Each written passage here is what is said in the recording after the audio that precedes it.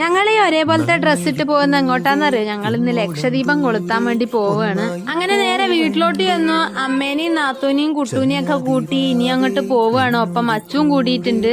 പിന്നെ കുറച്ച് അമ്മമാരും ഉണ്ട്. എനിക്കും സെറ്റ് സാരി ഉടുക്കണം എന്ന് ആഗ്രഹമൊക്കെ ഉണ്ടായിരുന്നു. പക്ഷെ ഋതുവിനെ എടുത്ത് സാരി ഉടുക്കല് ടാസ്ക് ആണ്. അതുകൊണ്ടാണ് ഞാൻ ചുരിദാർ ഇട്ടത്. പിന്നെ കുറച്ച് മക്കൾ ഞങ്ങളെയും ഫോട്ടോ എടുക്കുമെന്ന് പറഞ്ഞു വന്നു. അപ്പൊ അവരെ അങ്ങ് വീഡിയോയിൽ ഉൾപ്പെടുത്തി. 7 മണിക്കാണ് ലക്ഷദീപം കൊളുത്താന്ന് പറഞ്ഞു. അപ്പൊ ഞങ്ങൾ 7 മണി ആവാൻ വേണ്ടി ഇങ്ങനെ വെയിറ്റ് ചെയ്യാണ്.